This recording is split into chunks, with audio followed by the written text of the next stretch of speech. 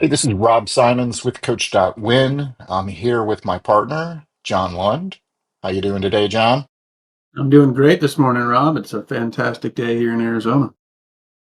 Well, today I want to talk about a topic that's really important to both of us, strategy. And in fact, we named our company Coach.Win. And I know that term win means a lot to you. What does it mean to win?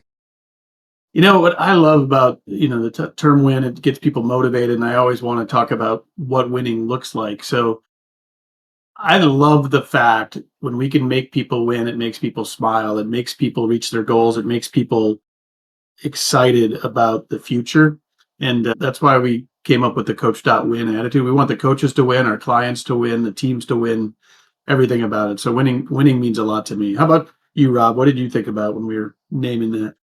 Yeah, I mean, I've always believed that human beings want to be on a winning team. And I always tell people, like, we just had the Super Bowl. Obviously, the Philadelphia Eagles won. And I guarantee you, there's a bunch of people right now that have gone out and bought a Philadelphia Eagles jersey or t-shirt because they want to feel like they're part of a winning team.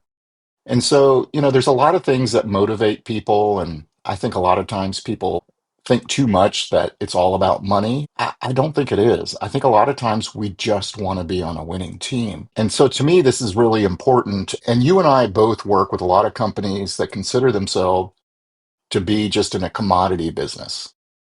And I know that, I mean, I'd love for you to share your story about your firm and how you separated yourself and how you won in your marketplace. Yeah, so I owned a distribution company, so mobile phone accessories, so selling things like OtterBox and JBL speakers and cases and cords and Bluetooth and stuff like that. And for the first 6 years were great because the industry was really growing fast and doing really well. But then it really truly got commoditized. My average selling price got cut in half over an 18-month period of time as the commoditization went in. So I'm a distributor. I'm selling into retailers. I was lucky enough to be learning from the best, the Vern Harnishes and others about strategy. And I realized that I needed a new strategy. Pick, packing, and shipping was a commodity. And I had to come up with a new strategy on what really differentiates those. So I was able to get some of my leading customers, do some really good customer. In fact, I flew them in for 2 days into Dallas and really asked them about their pain points because I really wanted to separate myself from the other 15 to 20 distributors I was competing against. Because again, if you could visualize it, literally people could call up and say, I want this OtterBox case.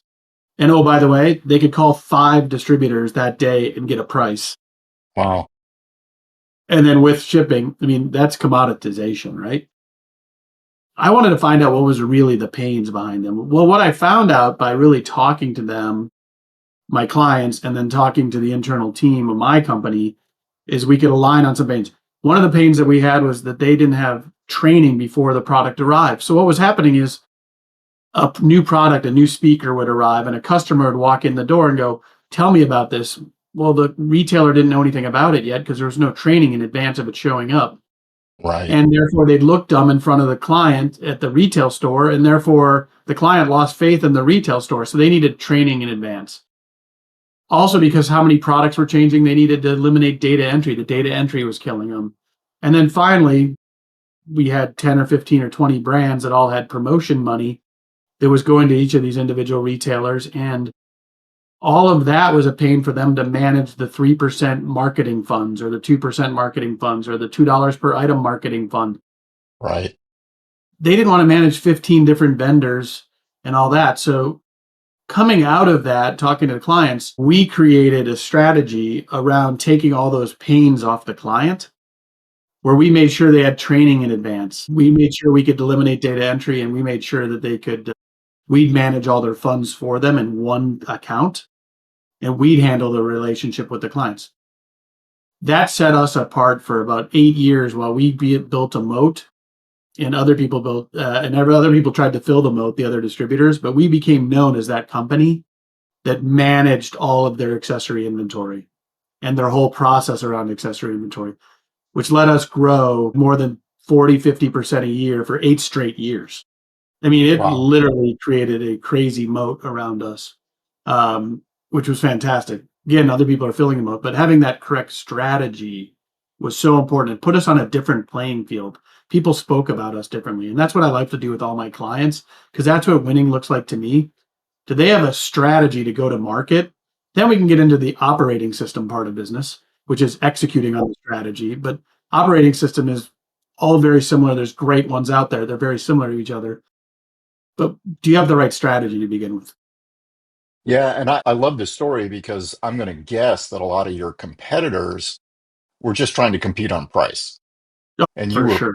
and you probably were able to position yourself where you could charge a small premium that probably increased your margins over your competition. Is that right? Yeah, absolutely. In fact, it was funny. We got confident enough. It took a while. This was not right off the bat, but as we started getting that hockey stick effect and people, were going, I literally could talk to somebody and say, "Look, here's the deal. Do you care more about your money up in your bank account at the end of the month, or how much you pay me at the beginning of the month for the product?" And of course, everyone would say, "Well, bank account." And I go, "No, seriously, my OtterBox cases are going to cost $1 more, and it's exactly the same product that you could get from another distributor. But because we do these three things, we can prove that we'll make you an extra $2.2 per Yeah. order box, but you got to pay us $1 up front net.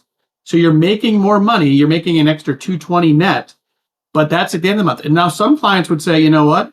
I can't do it. I'm going to be saying, I just found them cheaper. I just found them cheaper." And I go, "You can never make that call to us, because that's not why you're buying us. You're buying us because we're helping you sell more and having a better experience for your customers, and helping you eliminate a lot of other expenses in your business. That's why you got to pay us the extra dollar up front." And that was amazing. Though once people, it also made a self selection process. Some clients could not handle that. They just needed the price, low price, low price, low price. And I go, "We're just not going to be a fit," and Yeah, that's that's okay. not your marketplace. That's not where you're going to play. Yeah, and this resonates with me because I was in the branding industry for so long. And the reason I got into strategy is I would have clients come to me and say, "Hey, I need a new brand. I need a new website. I need new marketing materials." And I would immediately ask him, I'm like, "Okay, what's your marketplace? Who's your target customer? How do you differentiate from the competition? Like, what really makes you unique?"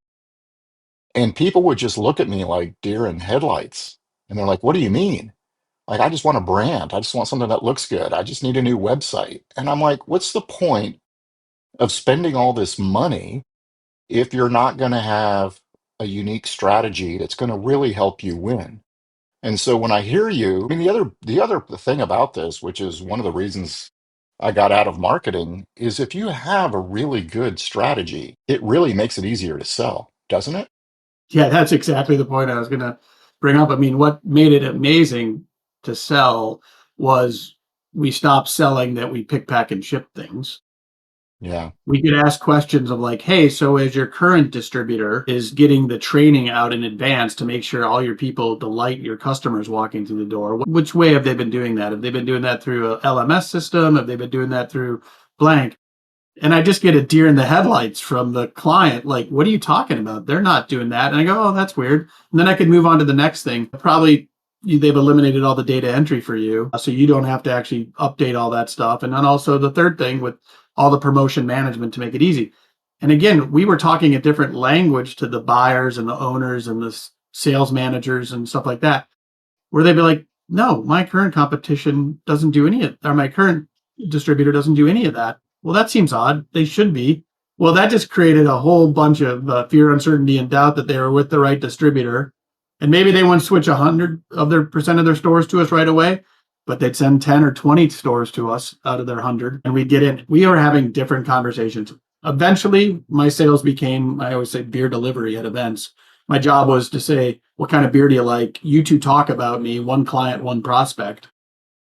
And I'd walk back up in 15 or 20 minutes, and they go, "Yeah, okay, John, give me a call next Tuesday." And Yeah, I that mean, was, that was the magical moment.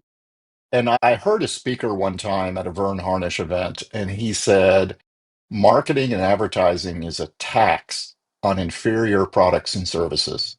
And my first reaction as a marketer was, "Oh my God, that can't be true." And then I started thinking about it, and like a lot of my clients that spent a lot of money with me really didn't have good products.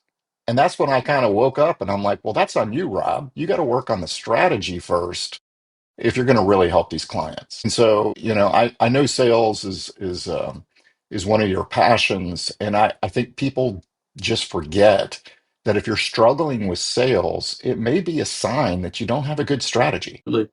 Yep. Yeah, you really have to talk to your customers. You have to really understand your competition. You have to understand your strengths, and you got to put those together in a strategy to lift you off the current, playing field that you're on of competition and, just beating each other up, to elevating yourself to a whole nother playing field. You want to just move up, get on a new playing field where winning is different. And the strategy is the key part of that. And spending the time to get strategy right is 100% worth it every time. I love spending 2 full days, do a bunch of Yeah. pre-work, and literally we are going to separate out on strategy. That's a different way of thinking, and it's, I think, the most important things that businesses can do. Yeah, you and I have both have gravitated to the author Roger Martin. He has a great book, Playing to Win, and he has a quote: strategy is the act of making an integrated set of choices which positions the organization to win. And I know that's a mouthful, but what he's saying is that you've got to take that time to really understand. And when he means integrated set of choices, it's not one thing. It's like deciding on the market where we're going to compete, deciding on how we're going to differentiate from the competition. That's going to impact what are the capabilities we need as an organization? What are the systems we're going to need to be able to run? And if you make changes to any of those, you may have to adjust another one. And so it's not just an easy choice. It's like really understanding what are the levers we're pulling in order to be able to win. Yep. Yeah. It that resonates so well. I mean, that is got to have that strategy to win. It's incredible what you can do. One other thing that's happening now, just and we're both into it, is the AI world. And there's obviously Yeah. the marketing positioning strategy and the playing to win and getting on the different playing field. There now is a strategy in the automation AI world that we're playing in on how to literally drive efficiency so fast in your business. One of my clients just finished up they've taken about $30,000 a month, and they're not that large a client, out of their cost structure, which is giving them a competitive advantage. It's because they brought out that structure there, working with another client that's going to bring a very important thing for business owners that needs to be done, but it's always been expensive for them. We're going to get that down. We think we can get down at half the cost and more margin. So we can go to market at half the cost with more margin because of AI. There's a new world of strategy on just efficiency and drive too. That's a new one that's super exciting to play with, but a set of choices that need to be made to how to set up yourself to win when it comes to what you can do now is a different world than used to be. Yeah, I think the AI, even from just a preliminary research perspective, is pretty incredible. I had a new prospect reach out to me, and I didn't know anything about them or their business. And so I went to OpenAI's new deep research, which is an incredible tool. And I took the time, I put in a pretty thoughtful prompt asking it to give me an executive summary about this prospect's business. And it came back with about 10,000 words, completely sourced. I had a SWOT, I had all of their competitors, I had their position in the marketplace. I had information about their leaders, the reviews that they've been getting online, and I understood the awards that they've won. And then I also asked it what's going on in their marketplace, and I got all of this research in about 10 minutes. And that to me was just incredible because that's something I would have never even thought of doing, and I certainly wouldn't have taken the time. And so that's one of the many ways that we're using AI. Like, what's something that you've been using recently that's really got your attention in the AI space? Well, actually, I took yours. I did some research on the deep research after you showed me that document that you got for your prospect, and I found out that now with that and the tasks, OpenAI tasks, that if you're the kind of business that does get marketing leads, like they fill out a form, they download something, right? You're using HubSpot, for example. You can create a task that automatically grabs that company's information, does exactly what you say, identifies the proper people in your LinkedIn network and your whatever to get to your salesperson or account manager, SDR, where they have like, hey, congratulations on the award. We see these 3X people. We've worked exactly like clients like you before. So that first reach out is going to be at depth. I mean, at incredible depth for that first reach out. And it'll tell you which person in the company should reach out, even that. So that's one there. One of the other ones that we've been using is the fact that, oh, sorry, a little blank there, quick second. But we're using it now to automate meetings in a different way than what people think. Um, Often in meetings and discussion points, there's a great way to do them. So this is in discovery calls or in-person meetings. But during the break, after we say like, hey, these are the 10 things I need to get out of Rob Simons to really understand what's going on, or we're walking the floor, or we're out as a field team walking, literally they go, give me 5 minutes. Once you go, grab a coffee, it does it. It says, oh, I need 3 more clarifying questions because Yeah. we missed some things. Because of those smart next questions that are being asked, you come across as a genius. You are pulling out so much good information from that prospect client or whatever that you come across as so much more intelligent that we're closing more sales. Yeah, that's a really great example. I think people, like I said, if you're not leveraging AI in your meetings, that's like the easiest low-hanging fruit, isn't it? Yeah. For sure, the meetings, just to be everyone aligned, communication and alignment, one of our other podcasts, having that tee up is good. Having it ask the next smart questions to ask back to the prospect right while they take a quick break, ask for the break, brings it to a whole, hey, before I leave, Rob, I need to clarify these 3 things you said. Like that moment is incredible in sales. Yeah, absolutely. We used to call it, we had a rule in my last company that when you met with the prospect in the first meeting, you could not talk about our company. It was just a rule. And we played this game called GQs. How many GQs could you get? And that would mean that the person sitting on the other side of the desk said, wow, that's a great question, or that's a good question. That's the GQ. And we'd leave a meeting and we'd go, wow, we got 8 GQs. And every time your prospect says, man, that's a great question, that means you got their attention, right? The light bulbs going off in their head. They're like, wow, you get us. Yes, that is a great prospect. That's one that I'll take that idea and create a GPT on, like, how do we measure great questions, right? But that's it. That's exactly, how did you rate that meeting as a salesperson? How many great questions did you get? And if the answer is 0, okay, coach me on what should I have asked differently in that meeting, right? And now that becomes the tutor for the sales rep, right? Because Yeah. if that's the goal, and that's what winning looks like, is to get to 5 great questions or 8 great questions, right? In a Yeah, meeting, that's a good example. we can measure it and we can make the tutor, we can create a tutor on how to make it happen and we can help them role play. That's where these ideas go. So again, having the right strategy on AI in your business, focus on the low hanging fruit first, but it always goes like this, right? From just recording meetings and getting communication alignment to getting some feedback questions to getting to be a tutor for the salesperson right afterwards. It's like having a ride along in the old days. Like I'd ride along with my salespeople, right? Now it's Yeah. available to you. And we just got to keep going down that path. The one best part about this is David and Goliath. Goliath is not the one that wins this. It's the Davids that can really go for it because they can execute on some of this stuff for very low cost and they can get it up and running in 2 weeks and start modifying it in 4 to 6 weeks, have it integrated into their company.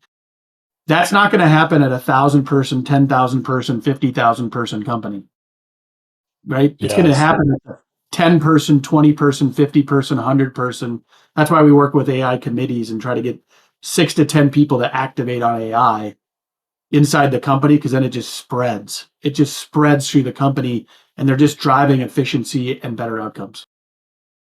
Well, we've kind of gone quite the distance here on this podcast. We started with strategy and how to play to win, and now we're talking about AI. Let me kind of circle back. What are some of the other ways that you're leveraging AI and helping to build the strategy for organizations? First of all, internal AI in the sense of doing the surveys deep into the company, understanding all the company. If they'll be willing to do customer surveys, doing that and using AI, looking for patterns over quarters and years on AI is incredible internally. Then things now like the deep research, what's going on in the industry helps me build strategy for my clients. And then really some good conversations with the client, but having AI as my thought partner. After you heard that, like one of my clients, he does 5 mile walks every day. So now I'm gonna start walking with him. Yeah, What's in your that's awesome. brain? Grab that. Let my thought partner. I've created a GPT for him to help him, fine tune those strategy thoughts he's having, bringing better things to market. So that's how we're working with AI in all aspects because it's having a whole team of thought partners around you is a huge advantage. Yeah, one of the things that you and I have talked about a lot is the visionaries we work with, these entrepreneurs we work with. It's like they have a never-ending stream of ideas. And of course, they're not all great. Yes. And sometimes our job is to help vet them out. And I've been working with several of my clients to leverage AI, deep research, some of these other tools to start vetting those ideas out with AI before you bring them to the team, because you can do a lot of research before you actually do that. I know you used to build like a VTO for even just your crazy ideas. I mean, tell me more about how we can use AI to vet those ideas. Well, yeah, I have people doing the conversation. Visionaries are usually best at speaking. So by saying, hey, tell me the idea that you're thinking about doing, walk me through it. And they can do this by themselves. They don't need me in it after I teach them, right? And they just Walk me through record your it. whole idea. They just record it. How's it going to work? What's it going to happen? Why do you think it's good for the marketplace? Just have some different prompts. And then let the GPT ask them more questions for clarifying questions. And then how would this integrate into your plan that you currently have?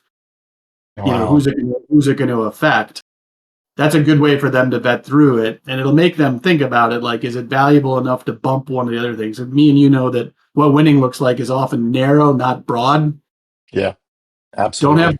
don't have 7 to 10 big annual initiatives. Have 2 or 3.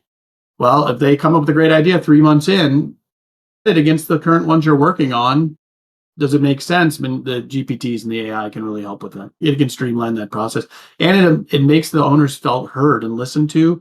But they do it with the AI first. It doesn't freak out their staff. Oh my gosh, we're about to pivot, right? No, no, no, no, no. We're gonna have a real question here first. Yeah, I mean, bringing it back to Roger Martin, one of the other tools that I love about that he's really got me using, leveraging is what would have to be true. And so sometimes we come up with these really great ideas. It's like, well, which idea do you pick? Well, he has this concept. You start asking the question, well, what would have to be true with customers for this strategy to work? What would have to be true in the industry for this strategy to work? What would have to be true with our capabilities for this to work? And as you start asking these questions, you start seeing what are the big leaps? What are the big chances that we would have to make in order for this strategy to work? And I haven't done it yet, but I want to build a chat GPT that just asks what would have to be true and help evaluate your strategy statements, because I think that's another thing is you can have the visionary kind of work through what are the odds of this strategy actually coming to fruition. That is a great. I love that. That is so true. Well, John, we're living in a very exciting times. I'm excited every day to wake up and work with our clients on strategy and figuring out how to help them win. If people want to reach out and get a hold of you, what's the best way to find you? It's easy to find me on LinkedIn. Consulting companies called EntreSmart, Coach.Win, or John at Coach.Win works fantastic as well. So love to talk to you about setting up strategy, setting yourself up to win. That's the what I get. That's what winning looks like for me is helping people win.